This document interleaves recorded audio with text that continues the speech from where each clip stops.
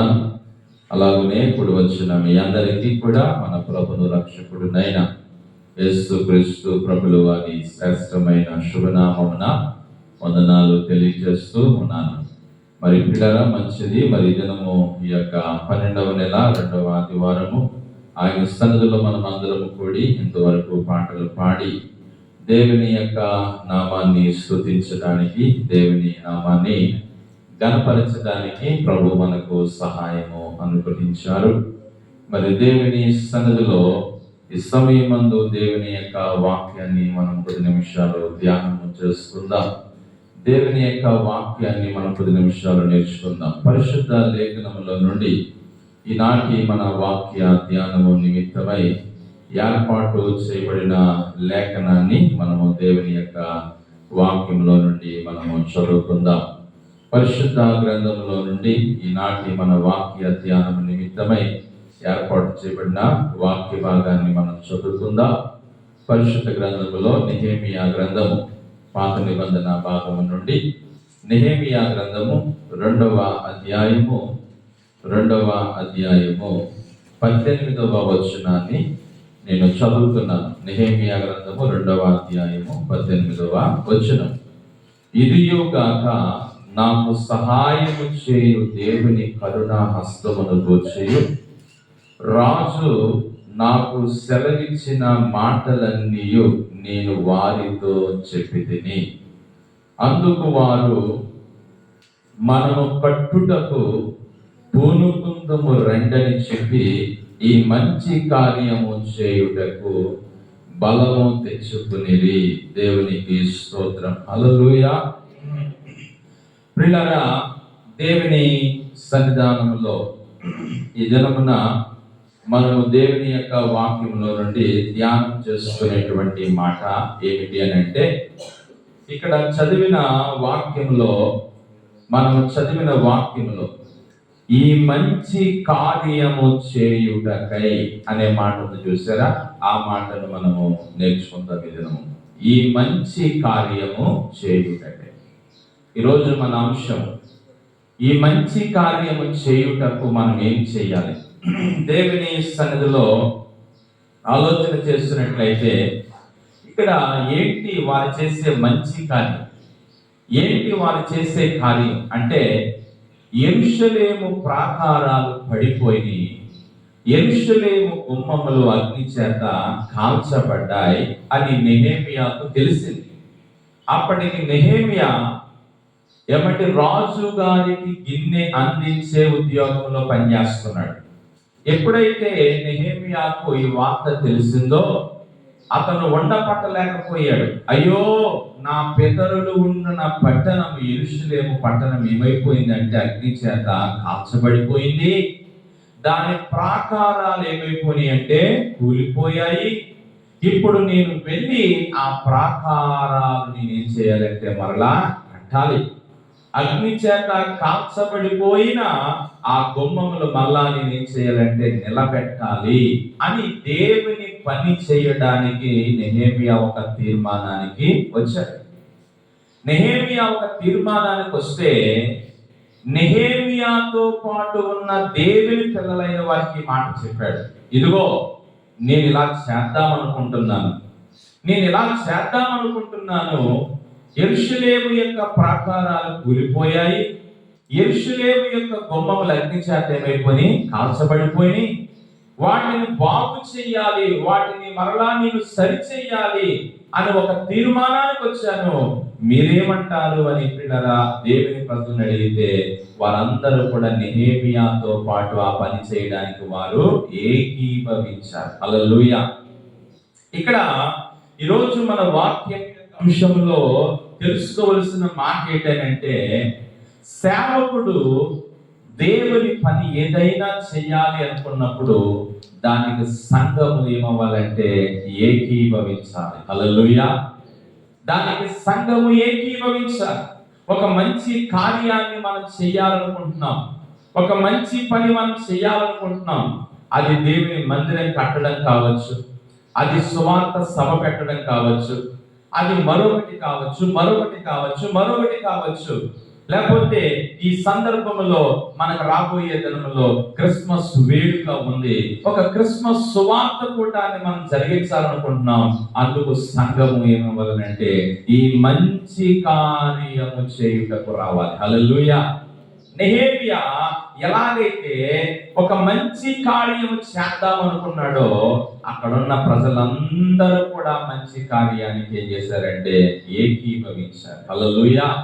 ప్రియమైన దేవుని బిడ్డలారా, దేవుని యొక్క సన్నిధిలో మీరు గమనించినట్లయితే ఇక్కడ రెండు సంగతులు మనం తెలుసుకుందాం. ఏంటి ఆ రెండు సంగతులు అని అంటే, ఒకటి అక్కడ అన్న మాట ఏమన్నారంటే, ఈ మంచి కార్యము చేయుటకై బలము తెచ్చుకునిరి. హల్లెలూయా. దేవుని బిడ్డలారా, దానికి ముందు ఇంకొక మాట వాడారు. ఏంటా మాట? మనము కట్టుటకు పూనుకుందాము రండి. హల్లెలూయా.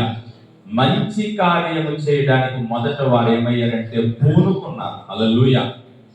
మొదటి మాట, దేవుని కార్యాలు చేయడానికి సంఘం ఏమవ్వాలంటే పూనుకోవాలి. ఏమండి? పూనుకోవడం అంటే బాధ్యతలు తీసుకోవడం. నేను చేస్తాను, నేను ఈ పని చేస్తాను, నేను ఇది చేస్తాను, నేను ఇది ఇస్తాను అని ప్రియులారా, ఎవరికి వారుగా మనము దేవుని పని చేయటకు మనం ఏమవ్వాలంటే పూనుకోవాలి. నాకెందుకులే, నేను ఆయనే చూసుకుంటాడులే, ఆయనే చెందుతాడులే, లేకపోతే వాళ్ళు చేస్తారు, ఏం చేస్తారులే అని మనము నిర్లక్ష్యము కలిగి బాధ్యత లేని వారుగా ఉండకుండా ఇక్కడ వారు అంటున్నారు, మంచి కార్యము చేయుటకు వారు ఏమయ్యారంటే పూనుకున్నారు. హల్లెలూయా. పూనుకున్నారు. ఈ రోజున మొదటి మాట మనం నేర్చుకునే మాటల్లో, మనము దేవుని కార్యాలు చేయుటకు సంఘం ఏమవ్వాలంటే పూనుకోవాలి. బాధ్యతను కలిగి ఉండాలి. నీ వంతు నువ్వేం చేయగలవో, నీవేం చేయగలవో దేవుని కార్యం కొరకు, నీవు దేవుని కార్యం కొరకు ఎలాగా నీవు ఉపయోగపడగలదో, దేవుని పని చేయడానికి నీ వంతు నీవు ఏమి చేయగలవో ఆ రీతిగా మనము సంఘ కార్యక్రమానికి మనం ఏం చేయాలంటే పూనుకోవలసిన అవసరత ఎంతైనా ఉన్నదని ప్రభుత్వాన్ని మనతో మాట్లాడుతూ ఉన్నాడు. ఇక్కడ ఈ ఇశ్రాయేలీలు నెహెమ్యా చెప్పిన పనికి ప్రియమైన దేవుని బిడ్డలారా, వారు పూనుకునిది అని దేవుని యొక్క లేఖనములో మనం చూస్తా ఉన్నాం. మనము కట్టుటకు పూనుకుందుము రండి అని ప్రియులారా వారు చెప్పినట్లుగా దేవుని యొక్క లేఖనంలో మనం చూస్తా ఉన్నాం. ఈ రోజున మన జీవితంలో మనము కూడా దేవుని కార్యాలు చేయుటకు మనము ప్రియులారా ముందుకు రావాల్సిన అవసరత ఉన్నది అని ప్రభు చెప్తా ఉన్నాడు.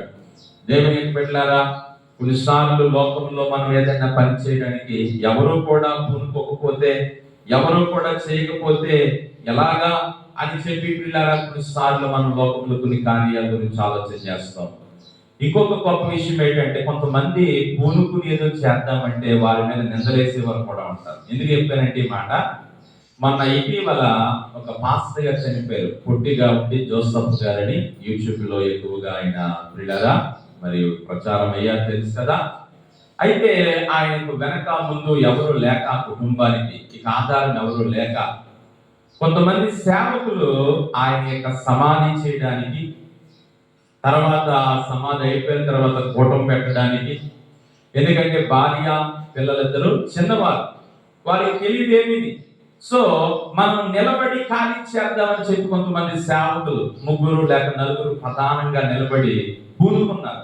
మనం చేద్దాం, ఎంత ఖర్చు అయినా మనం భరిద్దాం, మనం అందరం డబ్బులు వేసుకుందాం అని చెప్పి పాపం వారు చేస్తా ఉంటే ఆ లైవ్లు మరి వారి వీడియోలు చూసినప్పుడు వారు చెప్పిన మాట ఏంటంటే, కొంతమంది మా మీద నిందలేశారు. ఆయనకి మీకు సంబంధం ఏంటి, ఆ కుటుంబానికి మీకు సంబంధం ఏంటి, మీరెందుకు నిలబడ్డారు, మీరెందుకు పూనుకున్నారు, మీరెందుకు చేశారు. చూసారా, సమాజం ఎలాంటిదంటే వారు పూనుకోరు, పూనుకున్న వారి మీద నిందలేదు, వారు చేయరు, చేసే వారి మీద నిందలేదు. ఇలాగున కొన్నిసార్లు లోకంలో మనం పిల్లలు చూస్తూ ఉంటాం. కాబట్టి దేవుని యొక్క వాక్యం ఏం చెప్తుందంటే, దేవుని కార్యాలు చేయుటకు సంఘం ఏమవ్వాలంటే పూనుకోవాలి. ఎవరేమనుకున్నా, ఎవరేమన్నా, నేను నా వంతు నేను ఇది చేస్తాను, నేను చేయగలిగిన పని ఇది, నేను దేవుని కొరకు, దేవుని కార్యం కొరకు నేను చేయగలిగిన కార్యం ఇది నేను చేస్తాను అని ప్రియులారా సంఘము సేవకునికి ప్రియులారా ఏమై ఉండాలంటే కార్యాలు చేయటకు పూనుకునేటువంటి వారముగా మనం ఉండాలని ప్రభుత్వాన్ని మనతో మాట్లాడుతూ ఉన్నాడు. చూడండి, బైబిల్ గ్రంథంలోని ఒక మాట మనం చూద్దాం. పరిశుద్ధ లేఖనములో వాక్యములో మనం చూసినట్లయితే సమూయేలు మొదటి గ్రంథము 26వ అధ్యాయము, సమూయేలు మొదటి గ్రంథము 26వ అధ్యాయము 25వ వచనమును చదువుదామా? 26, 25. అందుకు సౌలు, దావీదా, నాయన నీవు ఆశీర్వాదము పొందువుదువు గాక, నీవు ఘనకార్యాలు పూనుకుని విజయము నొందుదువు గాక అని దావీదుతో అనెను. అప్పుడు దావీదు తన మార్గమును వెళ్ళిపోయెను, సౌలును తన స్థలమునకు తిరిగి వెళ్ళిపోయెను. సౌలు దావీదును తరిమాడు చంపుదామని. ఆకువ అంటే ఆకువ, ఆ యొక్క అడవిలో అంటే అడవిలో, ఆ పొలంలో అంటే ఆ పొలంలో, అక్కడ ఉన్నాడంటే అక్కడికి, ఇక్కడ ఉన్నాడంటే ఇక్కడికి. సౌలు దావీదును చంపాలని ఎన్నో ప్రయత్నాలు చేశాడు. ఆఖరికి దావీదును దేవుడు సౌలు చేతుల నుండి ఎక్కడికక్కడ తప్పించుకుంటూ వచ్చాడు. ఒక దినమున సౌలు దావీదు ఒక చోటన కలిశారు.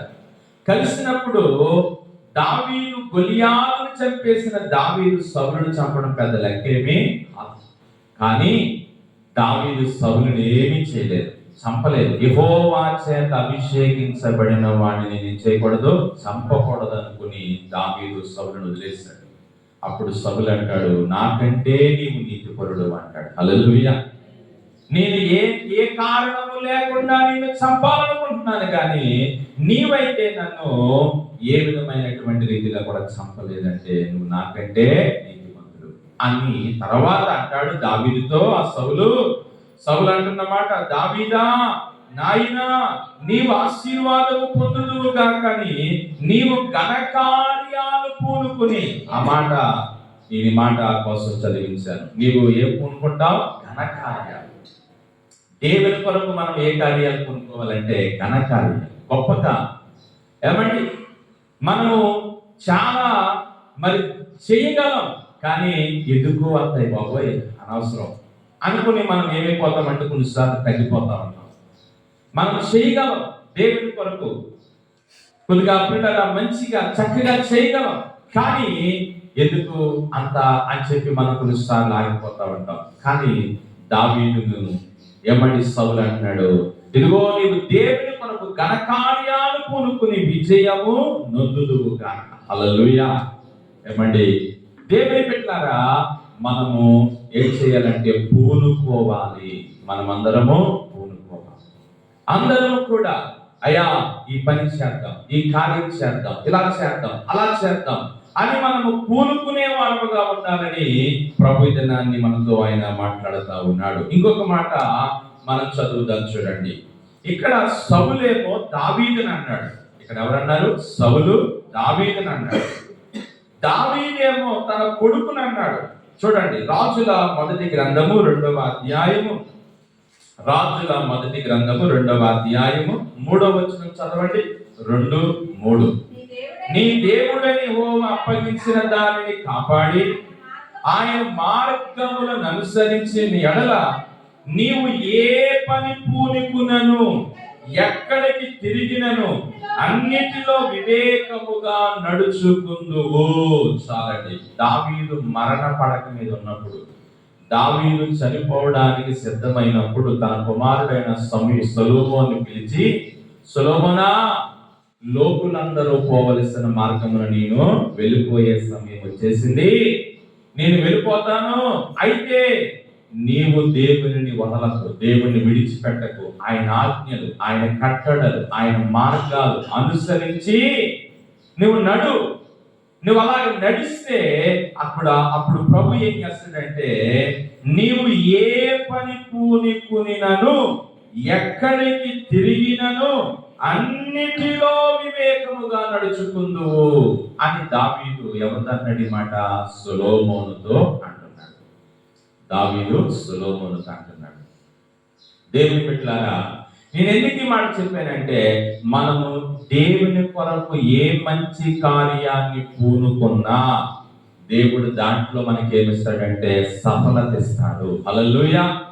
దేవుని కొరకు ఏ మంచి కార్యము చేయాలనుకున్నా నీవు, ఏమండి, ఏ మంచి కార్యం చేయాలనుకున్నా నీవు, దానికి దేవుడు సహాయం చేస్తాడు. ఎందుకంటే చేసేది ఎవరి కోసము? దేవుని కోసం, దేవుని కొరకు, దేవుని మహిమ కొరకు, దేవుని ఘనత కొరకు, దేవుని రాజ్య విస్తరణ కొరకు, దేవుని యొక్క ఏమంటే సువార్త వ్యాప్తి కొరకు కదా.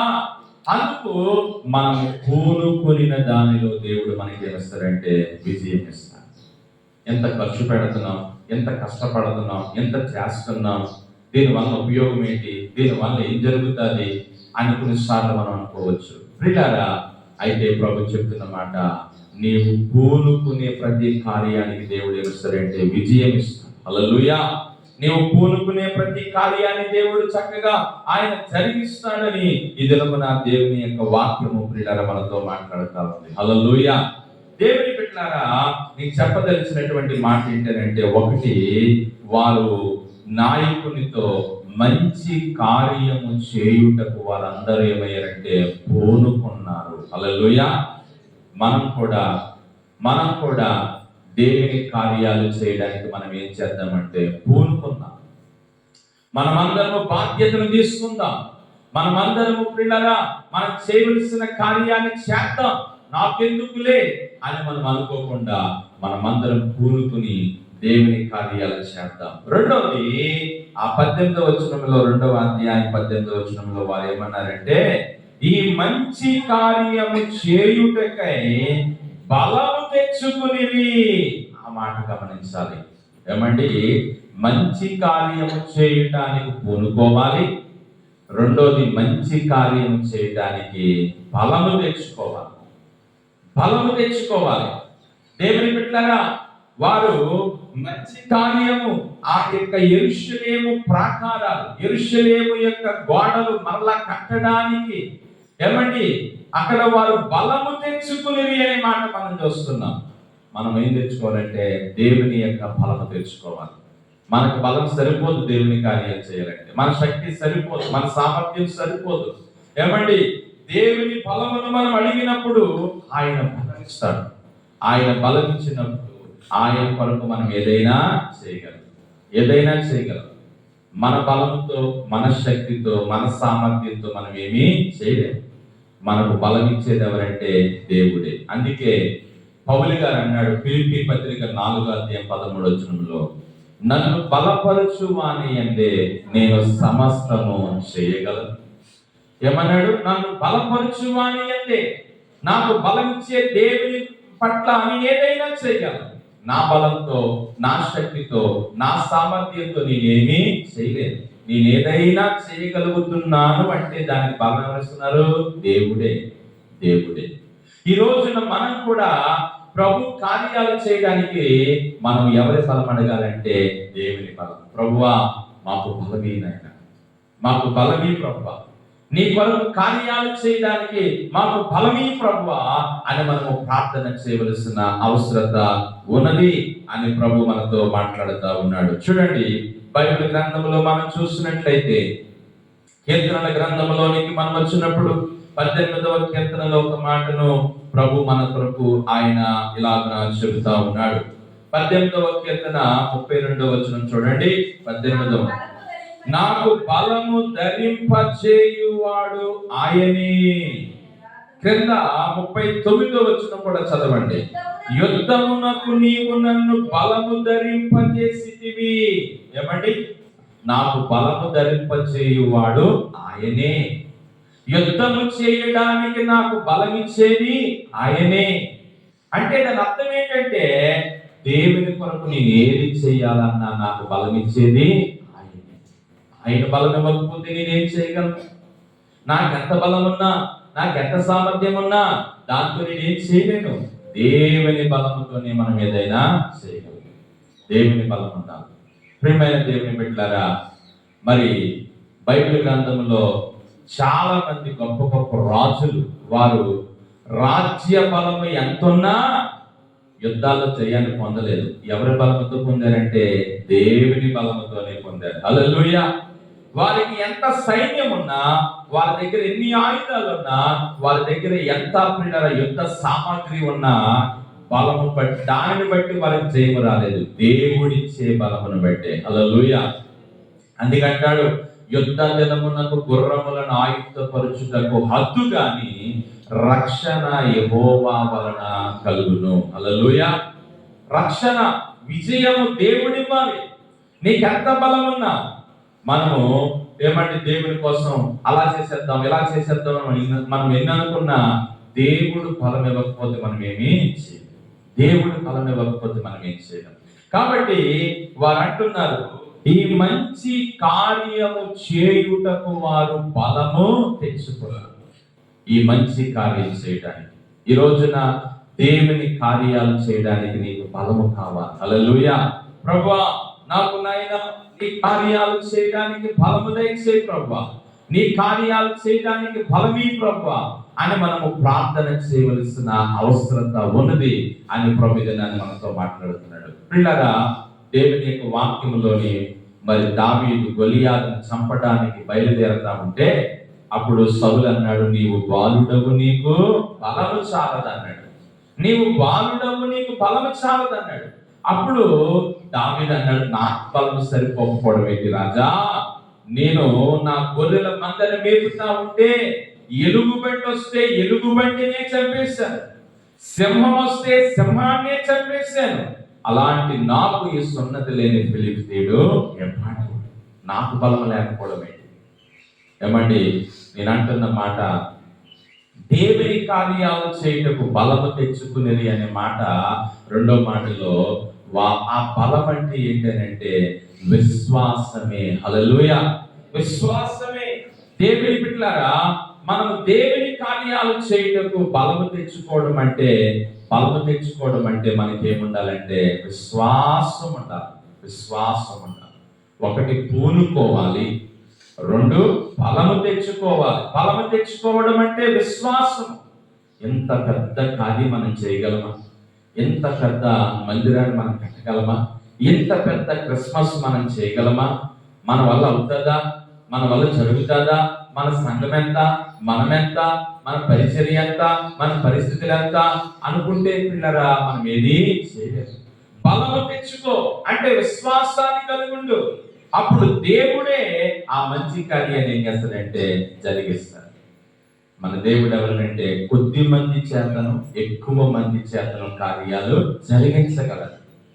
ఆయన జరిగించగలడు. ప్రియులారా, దేవుని సన్నిధిలో ఆయన అంత శక్తిమంతుడు అనే మాట విధానాన్ని మనం తెలుసుకోవలసిన వారమై ఉన్నాం. ప్రియమైన దేవుని బిడ్డలారా, దేవుని యొక్క వాక్యంలో మనం గమనించినట్లయితే ఇక్కడ ఒకటి మంచి కార్యము చేయుటకు పూనుకున్నారు, రెండవది మంచి కార్యము చేయుటకు బలము తెచ్చుకున్నారు, మూడవది మంచి కార్యము చేయుటకు వేరే సందర్భంలో చూద్దాం. ఏం చేయాలి మనము? మంచి కార్యాలు చేయుటకు మనం ఏం చేయాలంటే బైబిల్ గ్రంథంలో కొరింథీయులకు రాసిన మొదటి పత్రిక 15వ అధ్యాయము 58వ వచనం మనం చదువుదాం. కాగా నా ప్రియ సహోదరులారా, మీ ప్రయాస ప్రభువునందు వ్యర్థము కాదని ఎరిగి స్థిరులను కదలని వారును. చూడండి, మంచి కార్యాలయందు ఎప్పటికీ ఆసక్తి గలవారై ఉండండి. మూడో మాట, మంచి కార్యము చేయుటకు పూనుకోవాలి. మొదటిది మంచి కార్యం చేయుటకు బలము తెచ్చుకోవాలి. మూడోది మంచి కార్యము చేయుటకు ఎప్పటికీ మనకేముండాలంటే ఆసక్తి ఉండాలి. హల్లెలూయా. ఏముండాలండి? ఆసక్తి. మనకి ఆసక్తి ఏమైపోతా ఉంటదంటే తగ్గిపోతా ఉంటుంటాం. పోయిన సంవత్సరం ఉన్నంత ఆసక్తి ఈ సంవత్సరం మనకు ఉండదు. ముందున్నంత ఆసక్తి ముందు ఎప్పుడు ఉండదు. ఆసక్తి కొన్నిసార్లు తగ్గిపోతా ఉంటది. ఇంకా ఏం చేస్తాంలే, 10 సంవత్సరం ఏం చేస్తాంలే, ఏం చెందుతాంలే అనుకుంటా ఉంటుంటాం. కానీ ప్రభు మాట అంటున్నాడు, ప్రభువు కార్యాభివృద్ధి అందు. ఆ మాట పట్టుకోవాలి మీరు. ప్రభువు కార్యం అంటే మంచి కార్యం. మంచి కార్యాల యందు ఎప్పటికీ మీకేముండాలంటే ఆసక్తి ఉండాలి. ఆసక్తి ఉండాలి. మనము మంచి కార్యాలు చేయడానికి మూడోది మనకి ఏముండాలంటే ఆసక్తి. దినదినము మన ఆసక్తి పెరగాలి. దినదినము మనం ఆసక్తి కలిగి ఉండాలి. ఏమండి, మనము ఆసక్తి కలిగి ఉంటే ఆశ గల ప్రాణాన్ని దేవుడు ఏం చేస్తానన్నాడు? తృప్తి పరుస్తాను అన్నాడు కదా. ఆశ గల ప్రాణాన్ని ఆయన తృప్తి పరుస్తాను అని దేవుడు పిల్లగా మనతో మాట్లాడినట్లుగా మనం దేవుని యొక్క వాక్యంలో మనం చూస్తా ఉన్నాం. నిజమే, మన జీవితంలో మనం ఎప్పుడైతే ఆసక్తి కలిగి ఉంటామో దేవుడే తన కార్యాలు మన పట్ల ఆయన జరిగిస్తాడు. ఎప్పటికీ ఆసక్తి కలిగిన వారముగా మనం ఉండాలి. బైబిల్ గ్రంథంలో మనం చూసినట్లయితే పరిశుద్ధ గ్రంథంలో చూడండి, ఒక మాటను మనం చదువుదాము. చూడండి, దేవుని వాక్యము ఇలాగున సెలవిస్తా ఉంది. సంఖ్యాకాండం 25, సంఖ్యాకాండము 25 13వ వచనాన్ని మనం చదువుదాం. 25:13 అది నిత్యమైన యాజక నిబంధనగా అతని సంతానమునకును కలిగి ఉండును. యావయనగా అతడు దేవుని విషయమందు ఆసక్తి గలవాడై ఇశ్రాయేలు నిమిత్తము ప్రాయశ్చిత్తము చేసెను. ఇక్కడ ఒక వ్యక్తి కోసం ప్రభు చెప్తాడు. ఎవరు ఆ వ్యక్తి అంటే ఫినెహాసు. ఎవరి గురించి అండి? ఫినెహాసు. ఈ ఫినెహాసు అనే ఆయన ఇశ్రాయేలీయులలో జరిగిన ఒక పాపమును చూడలేక ఆ పాపమును బట్టి ఏం చేశాడంటే ప్రాయశ్చిత్తం చేశాడు. ప్రాయశ్చిత్తం చేశాడు. అప్పుడు ప్రభు అతని కోసం చెప్పిన మాట ఏంటంటే, యావయనగా అతడు తన దేవుని విషయమందు ఆసక్తి కలిగి ఉన్నాడు. హల్లెలూయా. ఏమండి, ఆసక్తి కలిగి ఉన్నాడు. దేవుని బిడ్డలారా, మనం దేవుని కార్యాల పట్ల ఆసక్తి ఉందా? ఏమండి, మన సొంత కార్యాలంటే మనకి ఎంత ఆసక్తో, మన సొంత పనులంటే మనకి ఎంత ఆసక్తో, అలా చేయాలి, ఇలా చేయాలి, ఇలా చెందాలి, అలా చెందాలి అని ఎన్నో రకాలైన ఆలోచనలు, ఎన్నో రకాలైనటువంటి ప్లాన్స్ మనం వేసేసుకుంటా ఉంటాం. అయితే దేవుని కార్యాల పట్ల మనకి ఏముండాలంటే ఆసక్తి. ఆసక్తి ఉంటే మనకు ఆలోచనలు వస్తాయి. ఆసక్తి లేకపోతే మనకు ఆలోచనలు రావు. దేన్నైనా మనం చెయ్యాలనుకున్నప్పుడు దాని మీద మనకు ఆసక్తి ఉంటే ఎన్నో ఆలోచనలు మన మదిలోకి వస్తాయి. ఇలా చేస్తే బాగుంటుందేమో, అలా చేస్తే బాగుంటుందేమో అని ఆలోచనలు వస్తాయి. ఆసక్తే లేదనుకో అసలు ఆలోచనే మనకు రాదు. ఈ రోజున మన జీవితంలో దేవుని కార్యాలు మన ముందు ఉన్నాయి. ఎన్నో కార్యాలు మన ముందు ఉన్నాయి. ఆ కార్యాల కొరకు నీకేముండాలంటే ఆసక్తి కావాలి. ప్రభువా, నేను ఆ కార్యాల్లో పాల్గొవాలి. నేను ఆ కార్యాలను ప్రభువా నా బాధ్యతను వహించాలి.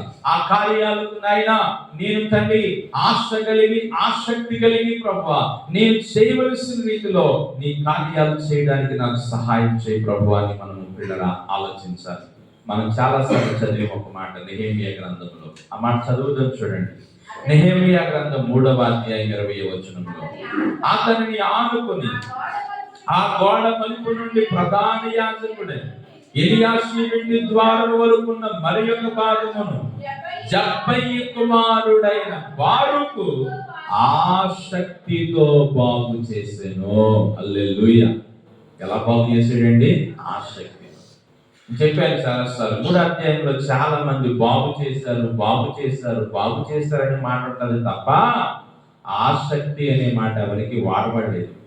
ఎవరికి వాడబడిందంటే జబ్బయి కుమారుడైన బారూకునకు మాత్రమే వాడబడింది అన్నమాట. హల్లెలూయా. ఏమని? ఆసక్తితో బాగు చేసేది. ఏమండి, ఆసక్తితో చేశాడు దేవుని పని. ఆ గోడ కట్టే పని ఎలా చేశాడంటే ఆసక్తితో, ఇంట్రెస్టెడ్ గా చేశాడు, విల్లింగ్ గా చేశాడు, నాది అనుకుని చేశాడు. ఏమంటే దేవుని కార్యాలు మనం కూడా ఎలా చేయాలంటే ఆసక్తితో చేయాలి. హల్లెలూయా. ఏమండి, మనం ఆసక్తి కలిగి చేస్తే దేవుడు మన యొక్క కార్యాలను బట్టి ఆయన ఎంతో ఆనందిస్తాడు. మనం చేసిన దానికి దేవుడు మనకు ప్రతిఫలాన్ని ఇస్తాడు. హల్లెలూయా. మనం సొనుగుతూ గునుగుతూ గుద్దులాడుకుంటూ ఇబ్బంది పడుతూ చేసామంటే దానివల్ల దేవునికి ఎంత సంతోషం కాదు, మనకు ఆశీర్వాదము.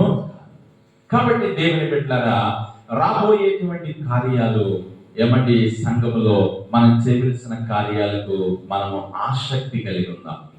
మనం ఆసక్తి కలిగి మనం దేవుని సన్నిధిలో ఆయన పిల్లలముగా ఆయన కార్యాలు మనము చేయాలని ప్రభు దినాన్ని ఆయన మనతో మాట్లాడుతూ ఉన్నాడు. ప్రియులారా, దేవునికి స్తోత్రం, హల్లెలూయా. దేవుని యొక్క వాక్యములో ప్రియులారా, మనం గమనించినట్లయితే ఒక మాటను మనం చదువుకుని తర్వాత మాటకు మనం వెళ్దాం. పరిశుద్ధ లేఖనంలో మనం చూసినట్లయితే దేవుని యొక్క వాక్యం ఇలాగున సెలవిస్తా ఉన్నది. చూడండి, బైబిల్ గ్రంథంలో మనం గమనించినట్లయితే యోహాను సువార్త ఏమండి ప్రియులారా, ఒక నిమిషం, అపోస్తుల కార్యాలు 17 అధ్యాయము 11వ వచనం చదవండి. 17-11. వీరు తెస్సలోనికలో ఉన్న వారి కంటే గనులై ఉండేది కనుక ఆసక్తితో వాక్యమును అంగీకరించిరి. ఎలాగా? ఆసక్తితో. దేవుని కార్యాల పట్ల మనకి ఏముండాలి? ఆసక్తి. ఆసక్తితో వాక్యాన్ని విన్నారు, అంగీకరించారు. ఆసక్తితో దేవుని వాక్యాన్ని వారు నేర్చుకున్నారు. ఏమండి, దేవుని సన్నిధిలో ఈ రోజున మనం దేవుని వాక్యము పట్ల మనకి ఏముండాలంటే ఆసక్తి. దేవుని కార్యాల పట్ల ఆసక్తి, వాక్యము పట్ల. దేవుని కార్యాలంటే ఇవన్నీ అందులోకి వస్తాయి. దేవుని కార్యాల పట్ల ఎప్పటికీ మనకి ఏముండాలంటే ఆసక్తి. పోయిన ఆదివారం విన్నాం కదా, ఇంకా మళ్ళీ ఏంటాం. పోయిన శుక్రవారం వెళ్ళాం కదా, ఇంకా మళ్ళీ ఏంటాం. కొన్నిసార్లు మన ఆసక్తి ఏమైపోతుందంటే తగ్గిపోతా ఉంటుంది. ఏమండి, అదే ఆసక్తి నీకుంటే ఎన్నిసార్లైనా ప్రార్థనకి వెళ్తాం. ఏమండి, ఎన్నిసార్లైనా వాక్యం చదువుతావు, ఎన్నిసార్లైనా వాక్యాన్ని వింటావు, ఎన్నిసార్లైనా ప్రార్థన చేస్తావు, ఎన్నిసార్లైనా ఏదైనా దేవుని కోసం చేస్తావు. ఎప్పుడు నీకు ఆసక్తి ఉన్నప్పుడు. ఆసక్తి లేకపోతే మనకు ఇక మనస్సు వెళ్ళబుద్ధి కాదు, చేయబుద్ధి కాదు. ఏమంటే ప్రార్థనకైనా దేవుని కార్యాలైనా ఏదైనా. కాబట్టి ప్రభు అంటున్నాడు, పౌలు గారు, ప్రభువు కార్యాల పట్ల ఎప్పటికీ మీకు ఏముండాలంటే ఆసక్తి ఉండాలి. అది ఆదివారం ప్రార్థన, అది శుక్రవారం ప్రార్థన, అది మంగళవారం ప్రార్థన, బుధవారం ప్రార్థన, ఏ ప్రార్థన అయినా, ఏ కార్యమైనా ఎప్పటికీ నీకేముండాలంటే ఆసక్తి. ఏ ప్రార్థన కూడా చులకనగా చూడకూడదు, ఏ కార్యాన్ని చులకనగా చూడకూడదు. అది చిన్న కూటమే కదా, చిన్న ప్రార్థనే కదా అని మనం ప్రియులారా దాన్ని మనము తీసివేసేటువంటి వారంగా ఉండకూడదు. దేని కొరకైనా మనకేముండాలంటే ఆసక్తి ఉండాలి. కాబట్టి ఇక్కడ మనం తెలుసుకుంటున్న మాట, మొదటిది మంచి కార్యాలకు పూనుకోవాలి. 2 మంచి కార్యాలు చేయుటకు బలము తెచ్చుకోవాలి. 3 మంచి కార్యాలు చేయుటకు మనకు ఆసక్తి ఉండాలి. దేవుని కార్యాలు చేయుటకు మనకి ఏముండాలంటే ఆసక్తి ఉండాలి. 4వ మాట మనం చూద్దాం. 4వదిగా దేవుని కార్యాల కొరకు మనం ఏం చేయాలంటే ప్రియమైన దేవుని బిడ్డలారా, మరొక మాట దేవుని యొక్క వాక్యంలో మనం చూద్దాం. చూడండి, పరిశుద్ధ లేఖనంలో మనం చూసినట్లయితే వాక్యంలో చూడండి, రాజుల 2వ గ్రంథము మరి 23వ అధ్యాయం. రాజుల 2వ గ్రంథము 23వ అధ్యాయములోనికి రండి. 23వ అధ్యాయము నుండి మొదటి నుండి మనం చదువుదాం ప్రియమైన. అప్పుడు రాజు యోధా పెద్దలందరినీ తన యొద్దకు పిలవనంపించి, యోధా వారందరినీ, యెరూషలేము కాపురస్తులందరినీ, యాజకులను, ప్రవక్తలను, అల్పులేమి గనులేమి ఎవరందరినీ, జనులందరినీ పిలుచుకుని యెహోవా మందిరమునకు వచ్చి వారు వినుచుండగా యెహోవా మందిరమందు దొరికిన నిబంధన చదివించరు. రాజు ఒక స్తంభము దగ్గర నిలిచి యెహోవా మార్గముల యందు నడిచి ఆయన ఆజ్ఞల కట్టడలు శాసనములు పూర్ణ హృదయముతోను పూర్ణాత్మతోను గైకుని ఈ గ్రంథమందు వ్రాయబడిన నిబంధన సంబంధమైన మాటలన్నీ స్థిరపరచుమని యెహోవా సన్నిధిని నిబంధన చేయగా జనులందరూ ఆ నిబంధనకు సమ్మతించిరి. ఆమేన్, హల్లెలూయా. 4వ మాట, ప్రజలందరూ రాజు చేసే పనితో పాటు ఏం చేశారంటే సమ్మతించారు. నీ మాటే మా మాట రాజా, నువ్వేదంటే అదే రాజా. దేవుని కార్యాలు చేయుటకు మనం ఏం చేయాలంటే సమ్మతించాలి. అలా వద్దండి, అలా అవదండి, అలా జరగదండి, అయ్యబాబా ఎందుకండి అంత, లేకపోతే ఎంత అని ప్రియులారా మనము దానికి అడ్డుగా చెప్పేవారుగా, దానికి ప్రియులారా వ్యతిరేకముగా ఉండకూడదు. ఇక్కడ ఒక రాజు ఉన్నాడు, యోషి అనే రాజు. ఆ రాజు ప్రజలందరినీ, అధికారులను, గొప్పవారిని, గనులనేమి, అల్పులనేమి, పెద్దవారిని, చిన్నవారిని అందరినీ దేవుని మందిరం దగ్గర పిలిపించి చెప్తున్నాడట, నేను ఒక నిర్ణయం చేస్తున్నాను, దేవుని నిబంధన వాక్యాలన్నీ అనుసరించి మనం నడుచుకోవాలనుకుంటున్నాను, మీరేమంటారు అని అంటే, అప్పుడు ప్రజలందరూ అన్నారట, రాజా నీవన్న మాటకు మేము ఏం చేస్తామంటే సమ్మతిస్తాం. అంటే నేను చెప్పే 4వ మాట, దేవుని కార్యాలు చేయుటకు మనం ఏం చేయాలంటే సమ్మతించాలి. ఏమంటే ఏకీభవించాలి. సమ్మతించడం అనే మాటలో అర్థము ఏకీభవించడం. ఏమంటే ప్రియులారా మనమందరము ఏక మనస్సు కలిగి సమ్మతి తెలియజేసే వారంగా ఉండాలి. ఒక క్రిస్మస్ చేద్దామన్నా, ఒక ప్రియులారా మరి మందిరంలోనికి ఒక వస్తువు మనం పొందామన్నా, లేకపోతే దేవుని పరిచర్య పట్ల మనం ఇది చేద్దాం అది చేద్దామని ఏది చెప్పినా సేవకుడు ఇక్కడ ఒక రాజు నిలబడి చెప్పిన దానికి ప్రజలందరూ కూడా దానికి ఏం చేశారు, సమ్మతించారు. అలాగా సంఘము సేవకునితో పాటు సమ్మతించేటువంటి మరి మనస్సు ఉండాలి అని ప్రభు చెప్తా ఉన్నాడు. సమ్మతించే మనస్సు ఉండాలి దేవుని బిడ్డలారా. ఎందుకంటే చేసే కార్యం ఎవరికి? దేవుని. మనం చేసే కార్యము దేవుని పని, దేవుని కార్యము కనుక ఆ దేవుని కార్యము కొరకు మనం ఏం చేయాలంటే సమ్మతించాలి. కొన్నిసార్లు కొంతమంది మనస్సులు ఆలోచన చేయొచ్చు, ఎక్కడ చేద్దాం, ఎక్కడ చేయగలం, ఎక్కడ చెందగలం అని పిల్లల మన మనస్సులో కొన్ని ఆలోచనలు రావచ్చు. కానీ దేవుని కొరకు మనము సమ్మతి తెలియజేసి ఆయన కార్యాన్ని మనం చేయగలిగితే తప్పకుండా దేవుడి కార్యంలో మనకు సఫలత ఇస్తాడు. ఉదాహరణకి ఇంకొక మాట చూద్దాం, చూడండి. సమ్మతి అనే మాటకు ఇంకొక ఉదాహరణ చూద్దాం. అపోస్తుల కార్యాల్లో ఆది అపోస్తుల ప్రియులారా పేతురు యోహానుల కాలంలో జరిగిన ఒక కార్యము. అపోస్తుల కార్యాలు 6వ అధ్యాయము 1వ వచనం చదువుదాం ప్రియులారా. ఆ దినములలో శిష్యుల సంఖ్య విస్తరించినప్పుడు అనుదిన పరిచర్యలో తమలోని విధవరాండ్రును చిన్న చూపు చూచుతురని హెబ్రీయుల మీద గ్రీకు భాష మాట్లాడి యూదులు సనగసాగిరి. అప్పుడు 12 అపోస్తులు తమ యొద్దకు శిష్యుల సమూహమును పిలిచి, మేము దేవుని వాక్యమును బోధించుటమాని ఆహారం పంచిపెట్టుట యుక్తము కాదు. కాబట్టి సహోదరులారా, ఆత్మతోను జ్ఞానముతోను నిండుకుని మంచి పేరు పొందిన 7 మనుషులను మీలో ఏర్పరచుకున్నది. మేము వారిని ఈ పనికి నియమితుము. అయితే మేము ప్రార్థన యందును వాక్య పరిచర్య యందును ఎడతెగక యుందుమని చెప్పారు. ఈ మాట జన సమూహమంతటికి ఇష్టమైనందున.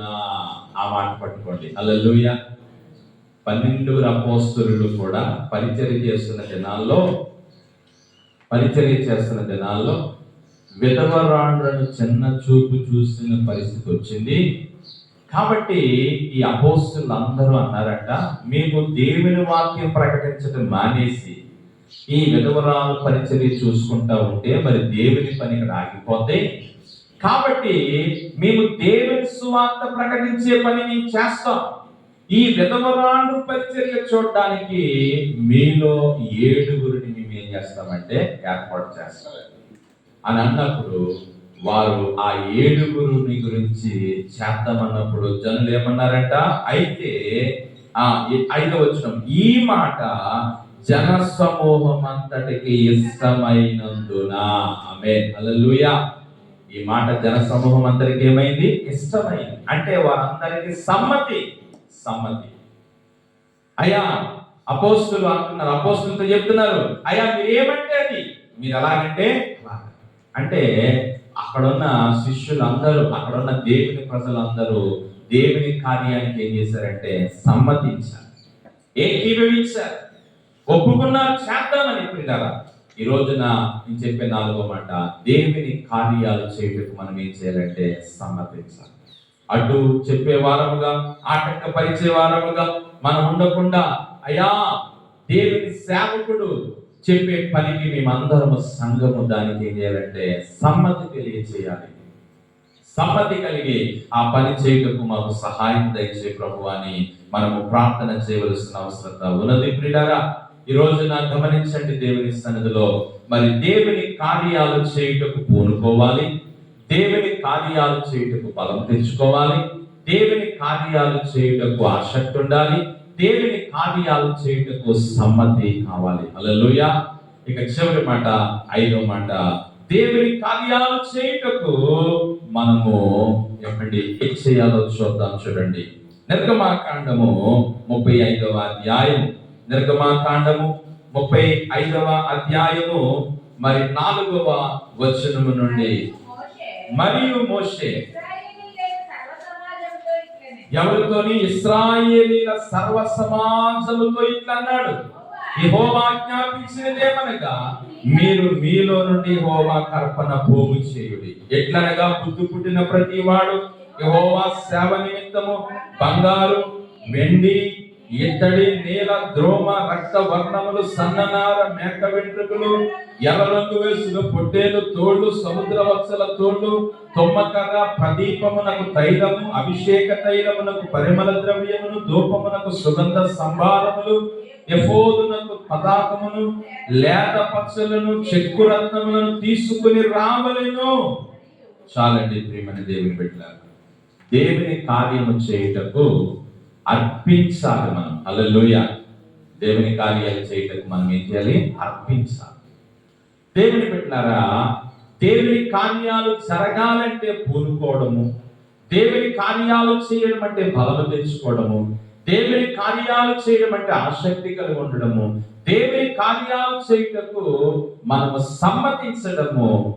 5వది, దేవుని కార్యాలు చేయటకు మనము దేవునికి అర్పించాలి. హల్లెలూయా. ఇక్కడ మోషే ఎవరితో చెప్పాడు ఈ మాట అంటే సర్వ సమాజముతో చెప్పాడు ఇట్లని. హల్లెలూయా. ఇదిగో దేవుని సేవ నిమిత్తము అక్కడ వాడిన మాట మీరు గమనించారా? 5వ వచనములో ఎట్లనగా బుద్ధి పుట్టిన ప్రతి వాడును యెహోవా సేవ నిమిత్తము. ఆ మాట పట్టుకోండి, దేవుని కార్యం నిమిత్తము. నీవు ఏమి దేవునికి ఇవ్వగలవు అది దేవునికి ఇవి. నువ్వేమి ఇవ్వగలవు? బంగారమా, వెండ, ఎత్తడ, అక్కడ చాలా రకాల వస్తువులు చెప్పాడు. అంటే ఆనాడు దేవుని సేవ జరగడానికి అవన్నీ కావాలి. ఆనాడు దేవుని సేవ జరగడానికి అవన్నీ కావాల్సి వచ్చింది. ఈ రోజున ప్రియులారా, దేవుని సేవ చేయుటకు, దేవుని కార్యాలు చేయుటకు నువ్వేమి దేవునికి ఇవ్వగలవు? నీ బుద్ధి, నీ ప్రేరేపణ ఏంటో, నీ ఆలోచన ఏంటో, నువ్వు ఏది దేవునికి ఇవ్వాలనుకుంటున్నావో దాన్ని నీవు దేవునికి ధారాళంగా నీవు ఇచ్చినప్పుడు దేవుని కార్యాలు జరుగుతాయి. అయితే మరి ప్రజలు ఎలాగ స్పందించారో చూడండి. ఇప్పుడు ప్రజలు ఎలా స్పందించారంటే 20-21 వచనం చూడండి, అదే అధ్యాయం.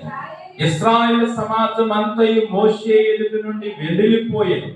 తరువాత ఎవని హృదయము వారిని రేపెనో, ఎవని మనస్సు వారిని ప్రేరేపించును, వారందరూ వచ్చి ప్రత్యక్ష గుడారము యొక్క పని కొరకు, దాని సమస్త సేవ కొరకు, ప్రతిష్ఠిత వస్త్రముల కొరకు యెహోవాకు అర్పణ తెచ్చిరి. ఆమేన్. హల్లెలూయా. ఏమంటే ఎవరిని దేవుడు ఏది ప్రేరేపిస్తే అది. సంఘాల్లో కొంతమంది ఇలాగా ఒక ఆలోచన కలిగి ఉంటారు. ఏమనంటే అందరూ ఎంత అయితే అంత మనం కూడా అన్నట్టుగా ఉంటుంటారు. అందరూ ఎంత అయితే అంత కాదు, నీ ప్రేరేపణ ఎంతైతే అంత, నీ సామర్థ్యం ఎంతైతే అంత. ఎవరితోనూ నీవు క్రీడరా లెక్క చూసుకోకు. ఏమంటే ఎవరో ఎక్కువ ఇస్తే నేనే అంతే ఇస్తాను, ఎవరో ఏదో చేస్తే నేను అదే చేస్తాను, ఎవరో ఏదో చేస్తే నేను అదే చేస్తాను, అది కాదు. ఇక్కడ బైబిల్ గ్రంథంలో ఎవని హృదయము వారిని ప్రేరేపెనో, ఎవని మనస్సు వారిని ప్రేరేపించునో వారందరూ వారు వచ్చి దేవునికి అర్పణ ఇచ్చారు. నా సామర్థ్యం నాది, నీ సామర్థ్యం నీది, నీ ప్రేరేపణ నీది, నా ప్రేరేపణ నాది.